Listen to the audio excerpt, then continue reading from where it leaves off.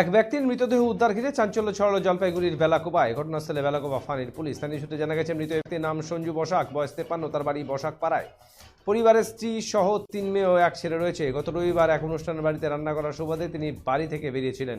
এরপর এদিন আর বাড়িতে ফেরেননি। অবশেষে অনেক খোঁজাখুঁজির পর মঙ্গলবার সকালে বেলাকোবায় বটতলা হাটের পেছনে জঙ্গলের এক ড্রেনে মৃত অবস্থায় পড়ে থাকতে দেখা যায় তার ছেলেকে। ঘটনা চাউর হতে ভিড় জমে যায় এলাকায়। এরপর খবর দেওয়া হয় বেলাকোবা ফাঁড়ির পুলিশকে। পুলিশ এসে মৃতদেহ উদ্ধার করে ময়না তদন্তের জন্য হাসপাতালে পাঠায়।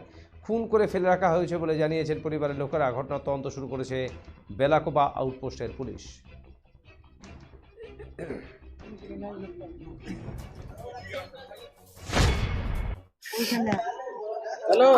রবিবার দুপুর 2টার দিকে রান্না করে বেরোয়েছে।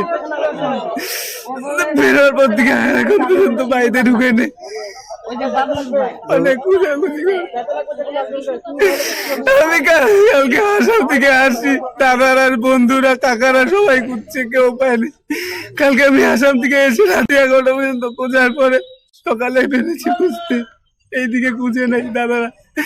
সকালে তারা বলছে যে এদিকে খুঁজো, আমি এদিকে আসি, দেখি আমি দেখি পড়ে আছি।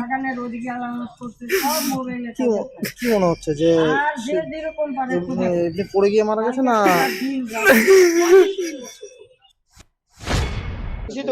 হ্যাঁ, আমরা দেখতে যাচ্ছি, আমরা জানি না, শুনলাম, শুনে ট্রেনে আসলাম।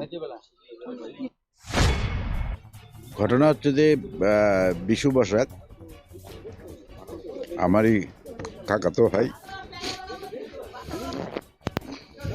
গত রোববার থেকে হচ্ছিল, ও একটা বিয়ে বাড়িতে রান্না করতে গেছিল। সন্ধ্যাবেলায় ওকে দেখা গেছিল মার্কেটের ওইখানে। ওর সঙ্গে আরও বোধহয় 2-1 জন ছিল। ওর মদ খাওয়ারও অভ্যাস আছে।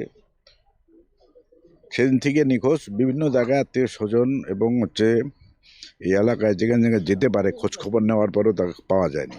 তা আজকে হঠাৎ এখানে ড্রেনের মধ্যে যে অবস্থায় পড়ে আছে, তাদের মনে হচ্ছে ওকে কেউ বা কারা মেরে এনে এখানে ফেলে রাখছে।